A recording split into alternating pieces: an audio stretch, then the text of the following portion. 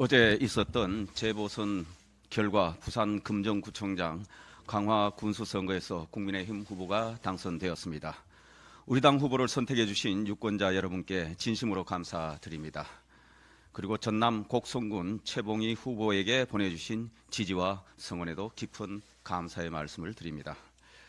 국민들께서 보시기에 부족한 점이 많음에도 불구하고 국민의힘에 보내주신 지지에 더욱 무거운 책임감을 느끼며 한 표 한 표에 담긴 깊은 뜻을 헤아리면서 새로운 각오를 다지는 계기로 삼겠습니다. 앞으로도 민생을 살피는 데 최우선을 두고 총력을 다하겠습니다. 우리 정치를 극한 대결의 아수라장으로 몰아가는 야당의 폭거에는 결연하게 맞서면서 국민의 삶을 지키고 미래를 키워나가겠습니다. 더욱 겸손한 자세로 민심을 받들며 부족하고 모자란 부분은 국민 여러분의 격려와 질책으로 채워나가겠습니다. 변함없는 관심과 지도를 부탁드립니다. 거대 야당이 특검 후보 추천권을 독점하겠다고 합니다. 국회 법사위를 개인 로펌으로 전락시킨 것으로도 모자라 기어코 민주당 직할 민주당 하명 특검부대를 만들겠다며 꼼수 규칙 개정안을 야당 단독으로 운영위 소위에 회부했습니다. 상설특검법에서 의무로 규정하고 있는 정치적 중립성과 공정성도 거대 야당의 완력 앞에 또다시 짓밟힐 위기입니다. 자신들 입맛에 맞는 특검을 직접 고르기 위해 하위 규칙을 개정하는 꼼수로 추천권을 독점하겠다고 합니다. 민주당 마음대로 수사권과 기소권을 독점하겠다는 것인데 그 자체가 법률 위반입니다. 삼권 분립의 헌법 정신에 정면으로 반하는 독재적 발상입니다. 오죽하면 차라리 민주당 당사에 특검 사무실을 차리라는 언론의 지적까지 나왔겠습니까? 법은 항상 중립적 시각을 갖고 만들어야 한다.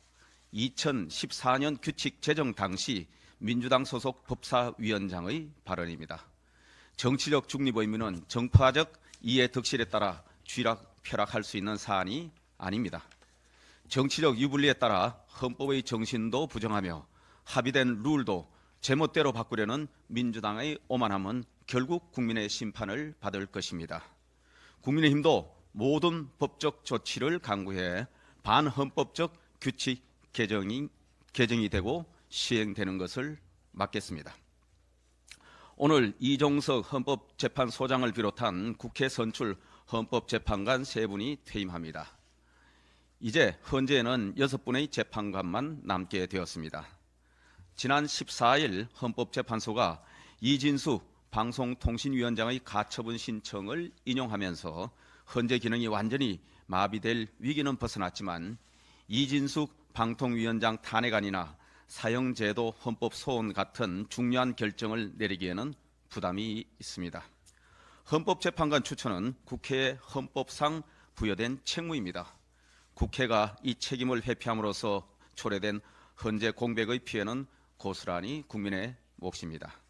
국회 추천 헌법재판관 3인은 여야가 각 1명씩 추천하고 여야 합의로 1명을 추천하는 것이 국회의 오랜 관례입니다. 하지만 민주당은 이를 무시하고 헌법재판관 추천권마저 힘으로 밀어붙여 자신들이 2명을 독단적으로 추진하겠다고 얼음장을 놓고 있습니다. 이러한 민주당의 막무가내식 힘자랑은 결국 헌법재판관 공백 사태를 불러왔습니다. 헌법재판소는 1988년에 설립된 대한민국 민주화의 상징입니다.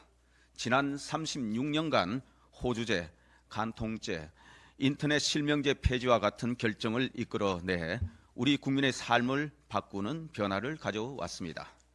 이런 헌재의 기능이 멈춘다는 것은 곧 대한민국이 멈추는 것입니다. 제22대 국회가 정쟁 때문에 헌정 중단을 초래했다는 기록을 역사에 남길 수는 없습니다. 헌재가 고심 끝에 6명만으로도 심리가 가능하도록 비상조치를 내렸습니다. 이제 국회가 응답해야 할 차례입니다. 그동안 오랜 국회 관례에 따라 헌법재판관을 추천하여 헌법재판소가 조속히 재기능을 할 수 있도록 민주당의 전향적인 자세를 촉구합니다. 정, 여야 합의 추천에 한 명의 의견이 조정이 되지 않으면은 여야 각 한 명씩 우선 추천하는 절차라도 진행하기를 기대합니다. 이상입니다.